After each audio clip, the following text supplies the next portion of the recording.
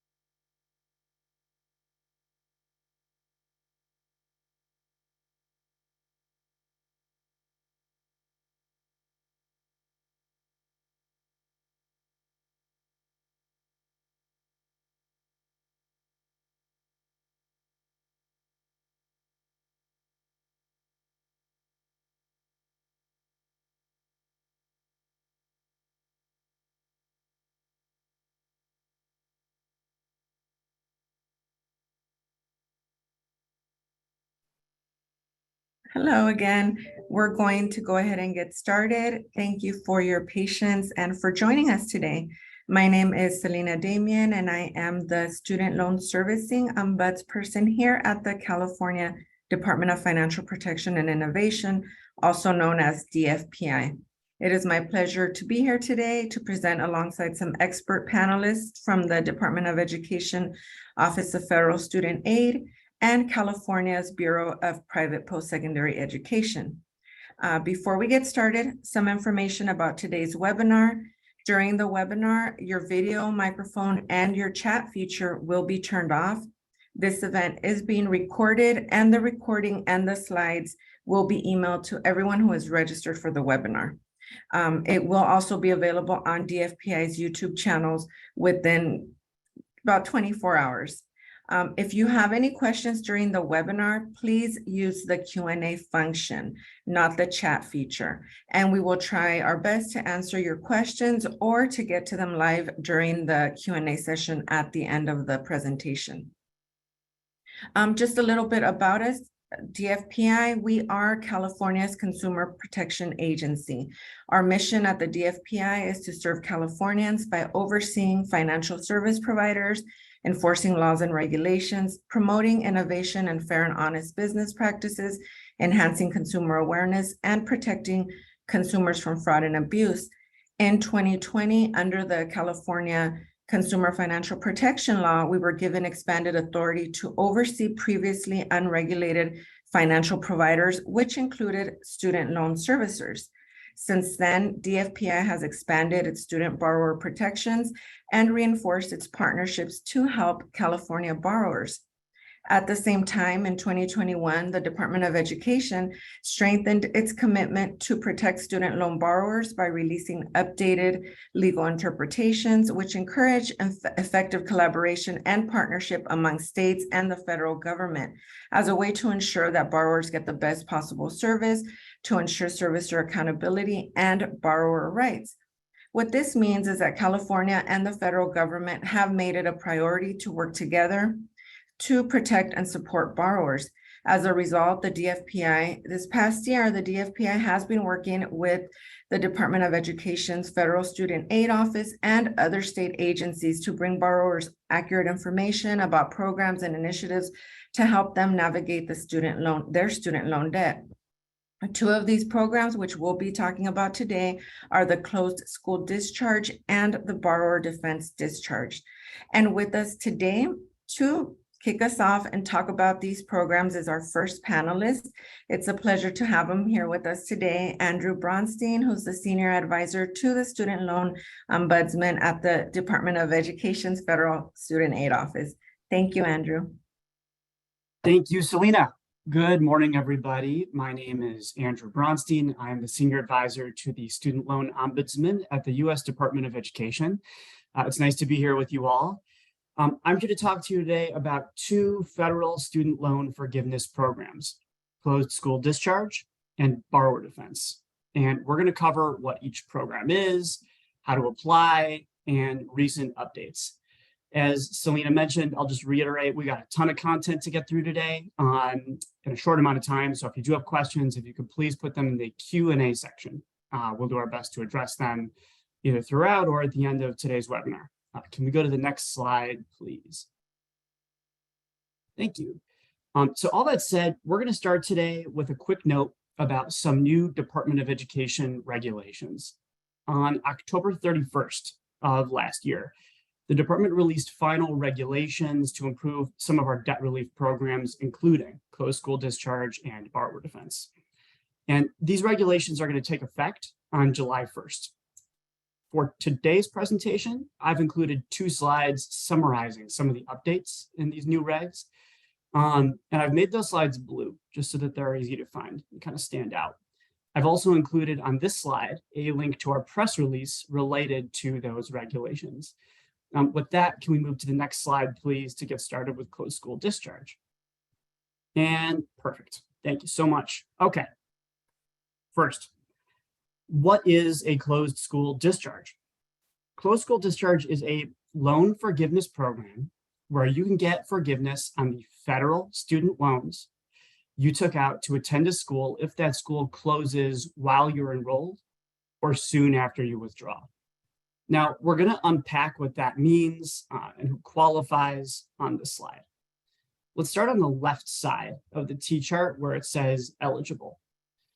As I mentioned above, only federal student loans are eligible for a closed school discharge, and that includes direct loans, FFEL, and Perkins loans.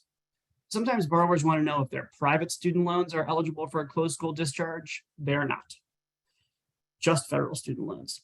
And when I say forgiveness in this context, I mean a discharge of the remaining balance on the federal student loans you took out to attend the school and reimbursement for payments made either voluntarily or through forced collection. So in short, a discharge and a refund. Okay, so you're only eligible, one, if you took out federal student loans, and two, if your school closed while you were enrolled or soon after you withdraw. Let's unpack what that last part means, though, while you were enrolled or soon after you withdraw. While you're enrolled, pretty straightforward, means either you are in attendance or on an approved leave of absence.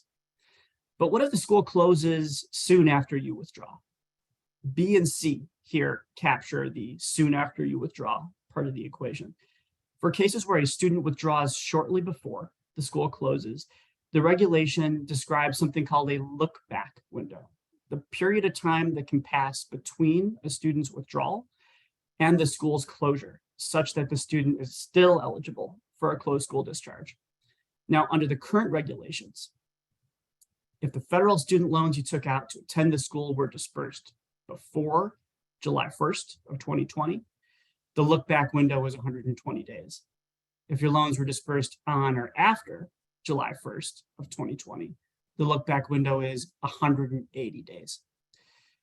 Now, if you look a little bit further down on this slide, you're going to see where it says other exceptional circumstances. Now, from time to time, the department will expand that look-back window to beyond either that 120 or 180 days if we find that there were exceptional circumstances surrounding the school's closure.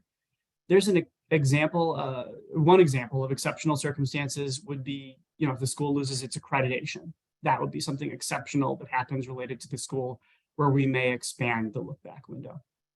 Before I move over to the ineligible side of this ledger, I'll preview for you now that the new closed school discharge regulation, which will take effect in July, will update the look-back window in a meaningful way, which I will tell you more about in just a few. So if you're taking notes, I recommend you put an asterisk next to 180 days and next to exceptional circumstances. Okay, moving over to the less fun side of the ledger, here's some important things to keep in mind if you're considering applying for a closed school discharge. You are ineligible for a closed school discharge if you completed all of your required coursework for your program before the school closed. And that's true even if you didn't receive a diploma or a certificate. Next, you are ineligible for a closed school discharge if you're completing a comparable educational program at another school through a teach-out. What is a teach-out? A teach-out is a process where one school that is closing comes to an agreement with another school that is open, where you can complete your program of study there regardless of your academic progress at the time of closure. So if you take advantage of a teach-out, you cannot also take advantage of a closed school discharge. Lastly, and this is sort of similar, you can't get a closed school discharge if you transfer your credits to another comparable school. So in summary, you can get a closed school discharge on your federal student loans if the school closes while you're enrolled or shortly after you withdraw, but you cannot get a closed school discharge if you complete all your coursework, accept a teach out, or transfer your credits elsewhere. Can we move to the next slide, please? How do you apply? If you meet the eligibility requirements for a closed school discharge, you may receive an application from the department that you can submit to your servicer. You can also contact your servicer directly to inquire about a closed school discharge. And I've tried to include a few helpful reminders on this slide. First, there's a link right here where you can find the contact information for your servicer. It's just generally a helpful link to have anyway. Second, you should keep making payments on your federal student loans while your closed school discharge application is pending. And third, you may be eligible for an automatic closed school discharge. How does that work? To qualify for an automatic closed school discharge, meaning you don't even have to apply, the following must be true. You must meet the eligibility requirements for a closed school discharge. Your school closed on or after November 1st, 2013, but before July 1 of 2020. And you have not enrolled in another school that participates in federal student aid programs within 3 years of the date your school closed. If you qualify, the automatic closed school discharge will be initiated by the Department of Education and you will be notified by your servicer. Now, before we move on to the next slide, please put an asterisk next to automatic closed school discharge, because that also got an update in the regulations, and we'll come back to that now, pretty much now. We can move to the next slide, please. Okay, so we've reached the first of our blue slides, the 2023 regulation slides. As a reminder, again, the department released these regulations to streamline and improve the rules around its major targeted debt relief programs, and that includes closed school discharge. And these regs are going to take effect on July 1 of 2023. With regard to closed school discharge, these regulations are going to include the following updates, among others. They will standardize the look-back window to 180 days, regardless of the loan disbursement date. So remember, before I said presently and in the past, it was 120 or 180, kind of depending. Going forward, just 180, beginning July 1st. What else? The new regulations are going to add to the non-exhaustive lists of exceptional circumstances that could lead the department to expand that look-back window even further. And they're going to reduce the waiting period for an automatic closed school discharge from 3 years after a school's closure to 1 year after a school's closure. And also, if a borrower accepts but does not complete a teach out to another school, then they would receive an automatic discharge 1 year after their final date of attendance. Okay, that's it for closed school discharge. So take a moment, stretch, take a breath. We're about to take a very efficient journey through the world of borrower defense. Can we move to the next slide, please, Coop? And then one more. Perfect. Thank you so much. Okay. This slide has a lot of legalese. Feel free to read it later. But right now, I'm going to do my best to briefly describe what the Borrower Defense Group does. And because of our time constraints, I'm going to be using a little bit of shorthand. The mission of the Borrower Defense Group is to protect students from predatory misconduct by institutions of higher education, by schools. And in this context, when I say predatory misconduct, I'm referring to schools that lie and make misrepresentations to get prospective students to enroll and take out federal student loans. When that happens, when a school misleads a student in order to get them to enroll and take out federal student loans, that student may be eligible for another kind of loan forgiveness called borrower defense. Can we move to the next slide, please? Thanks. So here's some examples of the kinds of things that a school might misrepresent in order to get a student to enroll. Recruiter asks a prospective student, do you have a job? Borrower says, no. Recruiter says, yeah, this is a really competitive job market. What if I were to tell you that 90% of our students get a job after graduation? If the school is misrepresenting that job placement rate, inflating it in a way so that the student will be more likely to enroll, and the borrower does, in fact, enroll and take out federal student loans, that student may be eligible for borrower defense. Here's some more examples. What if I told you that if you sign up today and space is limited, we can guarantee that you will graduate with a job? Or if you just sign the dotted line, you'll be on your way to earning credits that are fully transferable to any four-year university.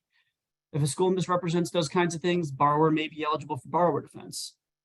We've also approved borrower defense claims where a student alleges that their school assured them that graduates of a certain criminal justice program would be eligible to work in Illinois law enforcement, or where another school misrepresented its programmatic accreditation for its nursing program. What do all these examples have in common? They're all examples where recruiters make misleading statements to prospective students to get them to enroll and take out federal student loans. Can we go to the next slide, please? Thank you. Okay, so the Borrower Defense Group recently posted some really great user-friendly, a really great user-friendly website that guides students through the process of applying for borrower defense. I dropped the link to the website on this slide, and I've included in this deck 5 slides that sort of preview the site for you. I'm not going to read through everything on these slides, but I thought it would be a helpful resource for you as you navigate the borrower defense application. This particular slide is just a reminder that when you're applying for borrower defense, you want to provide as much detail as possible. And each of the kinds of things that you want to provide detail on is sort of spelled out on this borrower defense website. Can we go to the next slide, please? Thanks. This slide is to remind you that the misrepresentation at issue in your borrower defense application has to be about something central to your decision to enroll at the school. And I also want to remind you that there are 3 and soon to be 4 borrower defense rules. And, up to present, figuring out which one governs your application has been pretty straightforward. It has to do with the date that your loans were first dispersed to attend the school at issue. I also want to mention here that although the heart of borrower defense is really about schools making misrepresentations to borrowers, there may be other ways to prevail on a claim, such as showing that there was a court judgment against your school or a breach of contract. We're not going to talk about those more during this session just because of time constraints, but that's described in greater detail on the borrower defense website. Can we go to the next slide, please? The new BD site also has a tab on the elements of borrower defense claims, which includes examples of allegations that may lead to an approval. I'm going to read this one because I think it's a good illustration. After my campus tour, John Doe, my recruiter, told me that the school had a job placement program that was guaranteed to place me in a job after I graduated.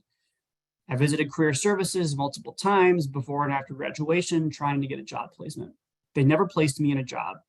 I only enrolled and signed up for loans because I thought my program would definitely lead to a job. I never would have signed up if I knew the truth.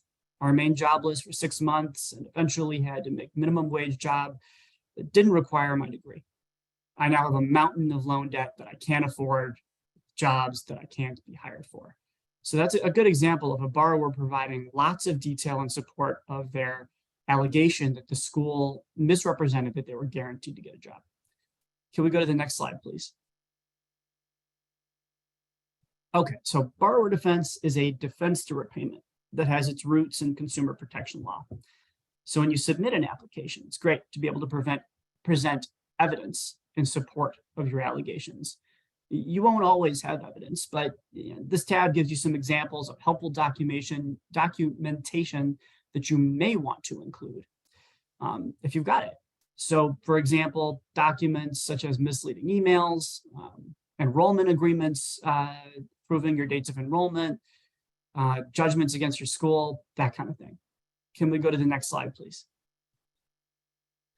You can either download the PDF application online, print it out, and mail it in, or you can apply online using our web form. Can we go to the next slide, please? If you use our online portal to apply, you can check your application status online by clicking the Manage My Application button, circled it on this page. But regardless of how you apply, you can also check the status of your application by calling our borrower defense hotline, which is 1-855-279-6207. Let's go to the next slide, please. Okay. So there are three different ways borrower defense cases are reviewed. They may be reviewed as a group, they may be reviewed individually, or they may be reviewed under the terms of a class action settlement called Sweet v. Cardona that we're going to talk about in just a minute. Let's start with the group discharges. So when the department has evidence that a school is engaged in widespread misconduct, it may implement a group discharge for a group of student loan borrowers without requiring them to apply for borrower defense.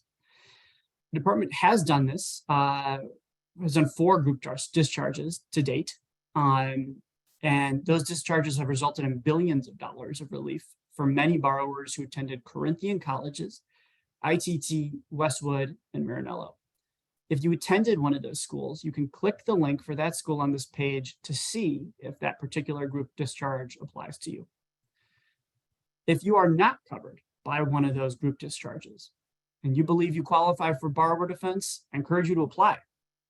Your case will be reviewed individually based on your allegations and a review of the evidence. Now, there is a third way that you can get reviewed for borrower defense, and that's under the terms of the Sweet lawsuit I mentioned just a minute ago. Let's go to the next slide, please. Thanks. Sweet v. Cardona was a lawsuit that was filed in federal district court in California by 7 borrower defense applicants who represent, with some exceptions, all borrowers with pending borrower defense applications filed on or before June 22nd of 2022, the date that the lawsuit was settled. The lawsuit challenged the way that the department has dealt with borrower defense applications in the past, including, for example, delays in issuing a final decision. The settlement became effective on January 28th of 2023, and the department is starting to implement it as described in this deck, according to the terms of the settlement. Now, this was a huge and complicated class action lawsuit, and I'm only going to cover it at a very high level during this training. If you have any questions about it, though, I encourage you to visit our website, which I've hyperlinked on this page, where it says Sweet v. Cardona at the top. Now, your first question about a class action may be, am I part of the class? Does this lawsuit and the corresponding settlement have anything to do with me? You're a class member in this lawsuit if all the following are true. If you have direct loans or FEL program loans, if you have filed a borrower defense application on or before June 22nd of 2022, that's the settlement date. If your borrower defense application has not been adjudicated, and if you're not involved in a different borrower defense class action lawsuit. I'll say just a word about those last 2 bullets. When I say borrower defense application has not been adjudicated, that would also include borrowers where your case was adjudicated and subsequently denied, because if that's the case, your borrower defense application has since been reopened and you will still be treated as a member of the class.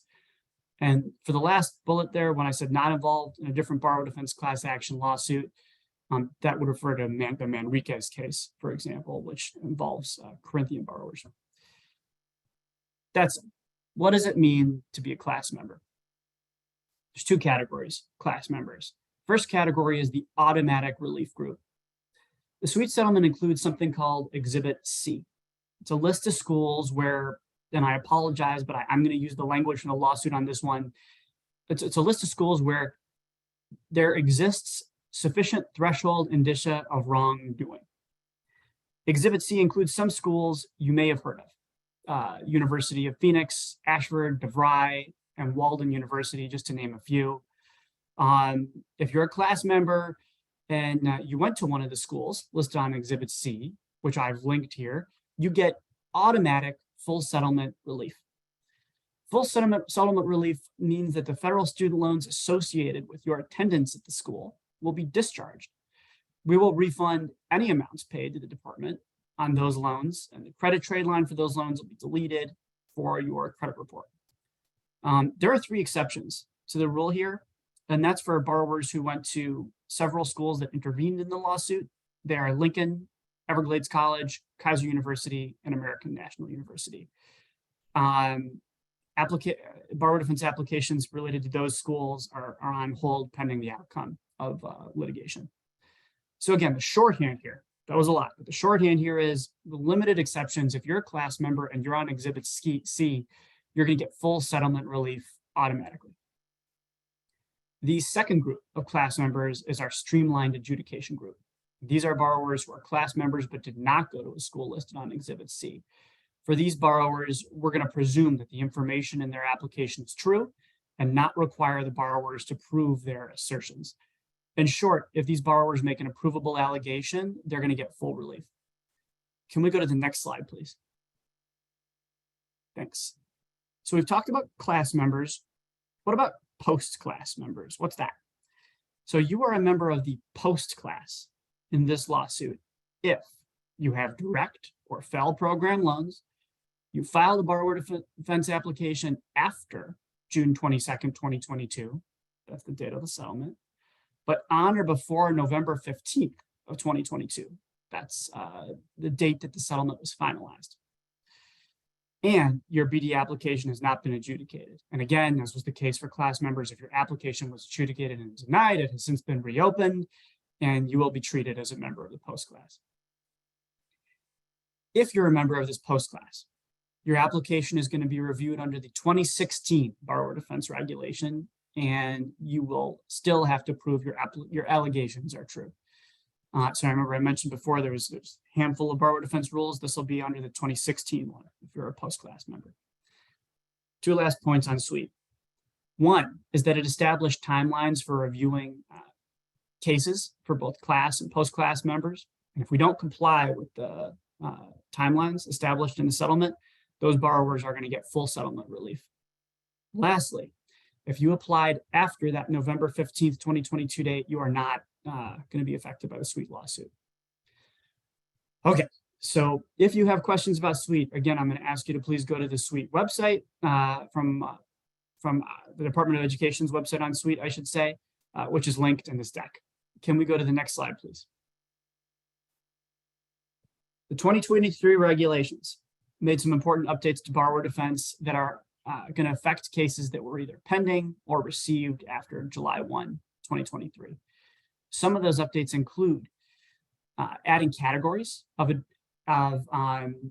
actionable circumstances for borrower defense relief, including only the provision of full relief rather than partial, outlining a process to pursue schools for the cost of approved claims, and preventing schools from making borrowers sign arbitration or class action waivers. Now, you should also know that the department is rolling out a new, easier to use borrower defense application, and that's coming in July. And we're also deploying secret shoppers to monitor schools' recruitment practices and deter them from engaging in misrepresentations in the first place. With that, I will hand things back over to our host, Selena Damian. Thank you so much.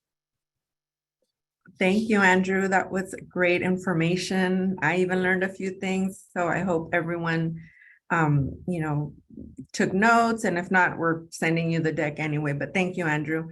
Now it is my pleasure to introduce Scott Valverde. He is the chief at California's Office of Student Aid Assistance and Relief, and he will be talking about how he can also help you with these programs. Take it away, Scott.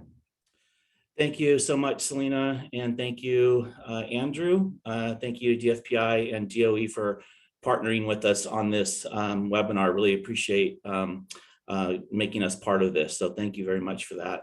Good morning again. My name is Scott Valverde, Chief of the Office of Student Assistance and Relief. And what I'd like to talk to you about today are similar situations in terms of students being impacted by closures or schools defrauding them in some of the ways that Andrew described, and how we at the state level can help you in those areas as well. Andrew provided some great content. I hope you got a lot out of that. It was obviously very much focused on, as our webinar is, on federal financial aid and loans, but many students who are impacted by school closures in California also have private loans or pay cash payments to schools for their tuition, or were funded by other third-party funding sources, et cetera. And so they also have needs and for relief and protection under the law for relief in those areas as well. And our office often helps in those areas. So that's kind of what I want to talk about today. On the next slide, Ku, appreciate it. A little bit more about our office. So we were established in 2017. So still fairly new, but definitely growing in terms of scope through these partnerships like today, and getting in connection with more California students who've been affected by closures over the 6 years of our existence. Three kind of main pillars of what we do at a sort of a high level. One is to conduct outreach and provide assistance to students who have been impacted by school closures or unlawful activities on behalf of the school. So outreach is a big part of what we do. Secondly, we are serving as the primary point of contact for students of private post-secondary institutions in California specifically. So that obviously is a very wide net in terms of the scope of need for students who are either enrolling or considering enrolling in a private post-secondary institution. So we're always sort of like the first line of contact for students with questions sort of in that space. And then the third thing is we also work with prospective students as well, and helping through resources and partnerships, help those students make informed choices as they move forward in their higher ed pathway. So those are kind of like the three main things that we do. We are part of the Bureau for Private Post-Secondary Education. Selena mentioned that earlier. So that is the state agency that licenses private colleges and institutions that operate here in California, protecting students' interests in those schools through the regulation of the schools and their minimum operating standards. So there's also an enforcement division of the Bureau that helps enforce those laws. And we provide many other functions as well. And OSAR is part of that bureau, which in of itself is part of a larger state department called the California Department of Consumer Affairs, which is charged with ensuring consumer protection in California in a variety of industries and professions. In this particular case, you as the student are the consumer of a private post-secondary institution. In doing that work, it's kind of impossible to do by ourselves. We work with many other state and federal agencies, including the two that are with us here today. Today is a really good example of our partnership and the value that brings to students in terms of outreach. So in addition to DFPI and Department of Education, we also work with the Student Aid Commission and the U.S. Department of Veteran Affairs, the California Department of Veteran Affairs, and legal aid organizations and many other partners throughout the state and at the federal level to help protect students' interests in a variety of different ways. So that's a little bit about us. Next slide. Our services, which are all free to any student who wishes to contact us and work with us, in any of these areas. There's never any charge for any of our services. I always like to remind students in particular of that. We do help students obtain financial relief and tuition reimbursement, which is a big part of the focus of this webinar today. As I mentioned, obviously students who have used federal financial aid to help pay for their tuition when a school either closes or they feel they've been defrauded, or both, or a program's been discontinued, et cetera, often have an economic component of that in terms of an economic loss, whether it be the loans that they use, or the third-party funding voucher that they use, or cash out of pocket, et cetera. So there's always sort of a financial component to the work that we do with students who are impacted by closures. And on the next slide, I'm going to talk a little bit more about a specific program that helps with reimbursement apart. But our role is to help you in a very stressful time who are very negatively impacted, we know, in a lot of different ways when a school unexpectedly closes. We are kind of a case manager in that sense, and a navigator in terms of all of these things that we've talked about. Many students have both federal loans and private loans and make cash payments. Some students have, like I said, vouchers through workforce or other areas, and just don't know what to do next when a school closes. So we try to come in and become a calming voice and work with you directly and help navigate through all these different programs, including the ones that Andrew spoke about. We also assist students with obtaining documents and records. This is a big issue when a school closes, that again, a lot of times there's a lot of fear and anxiety and stress involved, and you're not thinking about what I should be doing, just kind of like, what am I going to do next? But often it's very, very important and timely issue to get all of the school documents that you need for a variety of different reasons. Most importantly, your transcripts and your enrollment agreements and your financial records for a variety of different reasons, whether it be for eligibility for reimbursement programs, or to transfer your units to another school, or for employment reasons, documentation of hours you completed. And this can be a real mess to navigate in terms of, where are the records? Does the school have them? Does an outside custodian have them? Does the state have them? And so we help with that quite a bit as well. We also help guide students through filing complaints as well. I mentioned earlier that the Bureau has an enforcement and complaint investigation unit that looks at complaints and compliance issues related to students' attendance in these schools, whether it be quality of education, or again, the story Andrew talked about. I feel like I've been misled in terms of the circumstances under which I signed my enrollment agreement, or health and safety issues. A lot of different things we get complaints, and again, students often don't know where to go other than the school themselves. So we try to help those students file the appropriate complaint with the appropriate agency, so that can be taken care of. Student loan discharge program. So we talked a lot about that. Everything that Andrew mentioned, we're a close partner with the Department of Ed. We are, also very well aware of issues related to private loans and private loan issues. And also, like when we hear certain things and see certain documents, like who the right person to get you connected with to make sure that your discharge application is appropriately filed and appropriately documented, et cetera. We help in that area as well, as sort of an intermediary, if you will. We assist with researching other colleges. So again, both for prospective students right out of the gate, and also for students who have been impacted by a closure and kind of don't know what they're going to do next. Are there other comparable programs in the same area? Are there programs that'll take my hours that I completed at the first school? Last thing I want to do is go from one bad situation to another. What's the accreditation and approval history and complaint history with other schools? We have information and access to all that information, and help students navigate those decisions as well.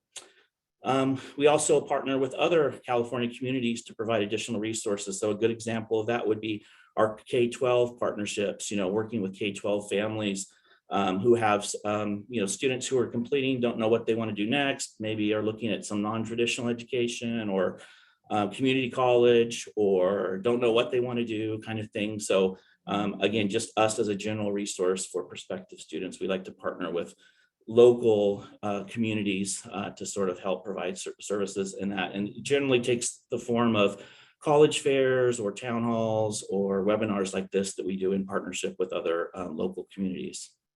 So next slide, that's an overview of what we do.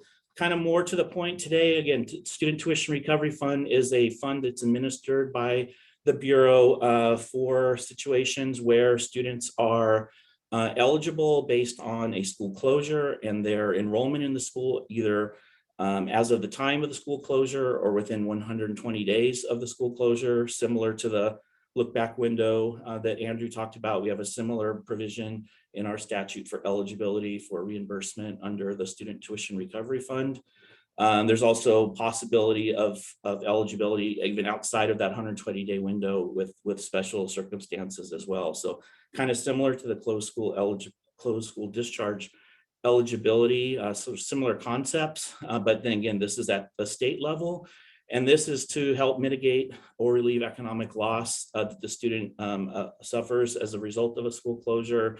That again goes much more broadly than just federal student loans. In fact, we would work with you in terms of trying to maximize all of your relief through these other outside entities, particularly if you had a federal loan, to make sure that you get your closed school discharge first. And then look at what's left. And if it's, cash payments that you made to the school, or that's one set of circumstances, we would try to ensure that the school paid the refund that you're entitled to under statute. And then if they fail to pay that refund, then you could be eligible for reimbursement for your cash payments under the STRIF fund. Similarly with third party, if you have a third party funder, they paid for your tuition to go to this school and then that school closed. We can, using the STRIF funds, work with that party to have you pay for your remaining tuition at another school and things like that. So this is all done and funded through this fund called the Student Tuition Recovery Fund. We call it STRIF internally. There's more information about that on the Bureau's website, and on OSAR's website, the second link there's more information and also a video. So if you ever find yourself in this situation where, again, you suffered an economic loss as a result of a school closure, then that video will walk you through step by step all the things that you need to do to successfully submit an application so that we can process it as timely as possible. So it does entail, similar to what I mentioned earlier, supporting documentation, getting receipts, ledgers from the schools, proof of payment, things like that. Things that are vital at the time that a school closes. So again, our role is to help you make sure that you're able to access this this method of relief if you're entitled to it. Next slide. And then lastly, and there's other programs similar to this as well, other discharge programs administered by other agencies that we try to train our staff on, have them become as familiar as they can with like everything Andrew talked about this morning. Like our staff, knows about that as much as they possibly can. Again, as a resource that can help you navigate those things. We have some resources as well to help you successfully file Borrower's Defense application, or at least hopefully successfully file it. We have a good relationship with Andrew and his office and others at the Department of Education. So if we ever have any questions, we have a good relationship to sort of talk through those things. We're familiar with the application, we're familiar with the rules, and we also can help you as hopefully this webinar today is doing holistically, but individually, as like I said, in sort of a case management environment, OSAR staff can help you with those things as well. And then the last slide is just our contact information before I give it back to Selena. So best thing to do is contact us through our general email box or our website for some of the general resources. Our phone number is there, pretty active on social media as well. So anytime there's a workshop or a deadline coming up or something that we feel the student population would need to know about, we try to get that posted both on our website and our social media as well. So you can give us a follow there. And without further ado, I'll give it back to you, Selena. Thank you for the time today. Thank you, Scott, for that great information. It's great to know that we have a source here in California or an agency that can help borrowers navigate through these programs, the closed school discharge and the borrower defense discharge, which the applications can be a little complicated, but thank you for providing that information. And I'm going to just briefly mention two other federal loan forgiveness programs. Here is a list of other forgiveness and discharge programs, but today I will just briefly mention PSLF and income-driven repayment forgiveness. I have included a link to the Federal Student Aid site where you can get more details and information on any of these additional programs. Next, please. PSLF is one that you may have heard about if you are in public service or have worked with DFPI, attended our webinars. Last year, there was a waiver in place, which brought a lot of attention to this program. The waiver did expire. However, PSLF is continuing. So public service loan forgiveness is a program that was created in 2007 to encourage individuals to enter and remain in public service. This is a program where forgiveness is granted after satisfying certain criteria for 10 years. This program is still in place, and a borrower can apply for this program if they meet the requirements. So they have to have the right type of loan, right type of repayment plan, right type of employment, which has to be it can be a government agency at any level or a nonprofit, and has to have the right number of qualifying payments, which is 120 payments, do not have to be consecutive. Here is the link for public service loan forgiveness if you want more information on how to apply.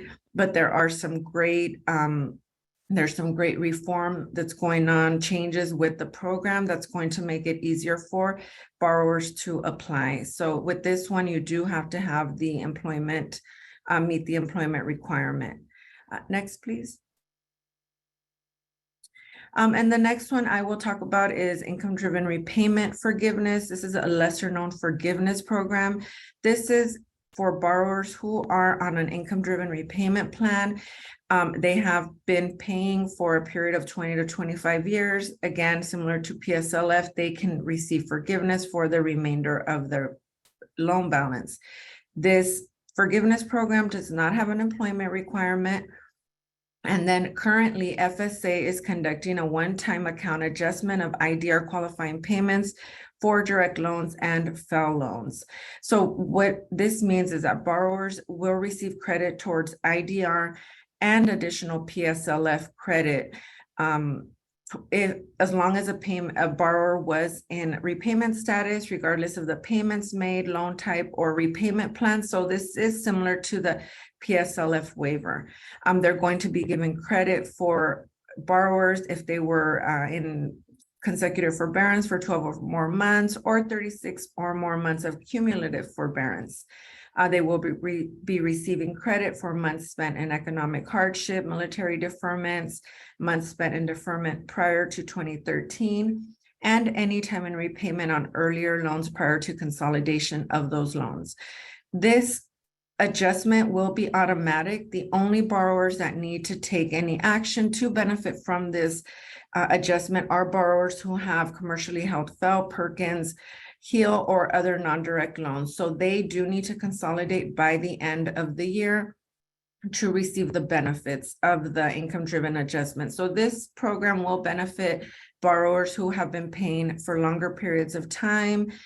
They did not need to be on an income-driven repayment plan, but would need to get on one in order to benefit from the program. So again, the programs that Andrew spoke about, closed school discharge, borrower defense discharge, those are separate programs. Scott talked about the assistance that his agency can provide in applying for those programs. And then PSLF and IDR forgiveness are also federal forgiveness programs that a borrower can benefit from. Next, please. And here is a list of these are non-federal forgiveness programs, just a list of some California repayment assistance programs that are managed most of them are managed by the California Department of Healthcare and Access and Information, and these are for students, borrowers who are in certain medical fields. So it could be, some of these are the dentist, nurse, mental health providers, but this is a list of some of those programs, and I won't go over them too much, or won't go over them just for time's sake. Next, please. And before we close off the webinar, one thing that I do want borrowers to be aware of is the California Student Borrower Bill of Rights. So the California Borrower Bill of Rights was introduced in 2019 as Assembly Bill 367, and it applies to borrowers in California of both federal and private loans, which is different than the protections that borrowers on the federal level receive. So this protection is for borrowers in California, and what it does is it prohibits servicers from engaging in certain misconduct. Now, servicers is the company that is processing payments, that is helping, they're the ones that are helping borrowers with apply for all these programs. When a borrower calls and wants information on any of these programs that we talked about today, the servicer is the borrower's first point of contact. So the Bill of Rights, it prohibits servicers from engaging in abusive, unfair, or deceptive practices, and it requires that they work in the best financial interest of borrowers. Servicers must provide borrowers with information and applications for income-driven repayment plans and other forms for federal benefits and protections. This includes all the programs we talked about today. It establishes special protections for military borrowers, borrowers working in public service, older borrowers, and those with disabilities. And servicers must respond to a qualified written request within a certain period of time, within 30 days, actually. So a qualified written request, if a borrower contacts their servicer about a discrepancy, they don't agree with something on their account history, with any of the information provided, and they want information, a servicer has to respond within 30 days. Additionally, a borrower has the right to legal action against their servicer if they fail to comply with any of these laws. And this is just a summary of some of the laws. The bill is actually much more extensive. And this is called the private right of action. So it allows borrowers to sue and collect damages and restitution if their rights have been violated. And California is only one of 13 states that has this type of advanced legislation to strengthen the oversight of servicers and to protect borrowers. Next, please. And how can DFPI, as the Consumer Protection Agency, help? Well, if a borrower has reached out to a servicer and the servicer is not responsive, if a servicer is not providing clear answers to a borrower's questions, if they're not providing account history, they're not explaining their repayment options, if you're having issues with credit reporting and the servicer is not assisting you or helping you with resolve the problem, a borrower can file a complaint through DFPI. And then additionally, if a borrower has been a victim of fraud, not necessarily from their servicer, but from a debt relief company or another company that has offered you assistance with these programs. We are seeing a lot of scams and fraud at the moment with everything going on in the student loan landscape. Next, please. And then last but not least, here is a list of all our contacts. It includes my email, information for OSAR, the California agency, our page, our DFPI Back on Track page, and then a YouTube channel. And again, 3 of the links that Andrew mentioned, but they are all in the deck as well. Next, please. And then looks like we have 5 minutes for any Q&A. We don't have any open questions. Somebody did just mention in the chat if there was an update on the Biden administration. Unfortunately, today we won't be touching on that, but FSA, our Federal Student Aid, does have a page with that information. Any additional questions? Yeah, we can drop that link in the chat. Thanks, Selena. Okay, thank you.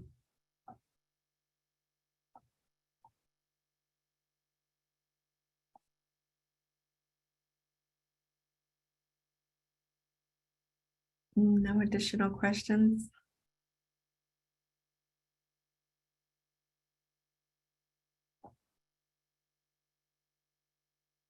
Let's see. So where do I find out if the school is in the lawsuit? There is a link on the deck, in the Sweet Cardona deck, I believe Andrew stated. There was Yes. Mhm. And I put the link to the Suite v Cardona. I'm going to drop it in the chat again. It's in the Q&A, but I'm going to drop it in the chat. It's called Exhibit C. And remember, there's several schools that I mentioned that intervened in the lawsuit. And therefore, if you went to one of those schools, you're not going to get automatic relief right now. There's ongoing litigation related to this.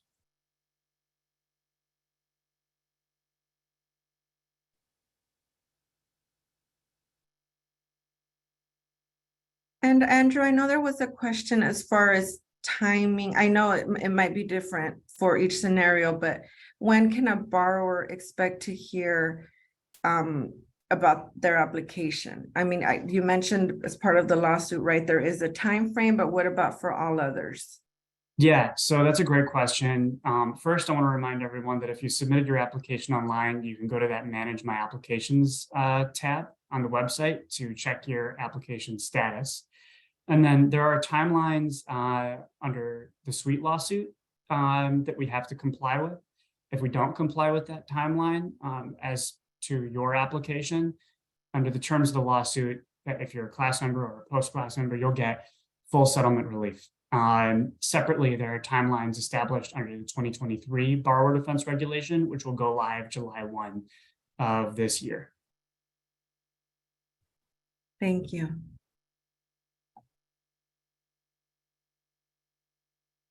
Okay. Okay, well, it doesn't look like we have any other questions. We did add some links to the chat. Thank you everyone for joining us today. Thank you to our panelists for taking the time and to share this information. Again, we will be sending out the decks and the recording, and then please feel free to email me if you have any additional questions and just need additional information. But thank you, everyone. I will give you your 3 minutes back. Have a great rest of your day. Thank you for attending. Thank you. Thank you, Selena.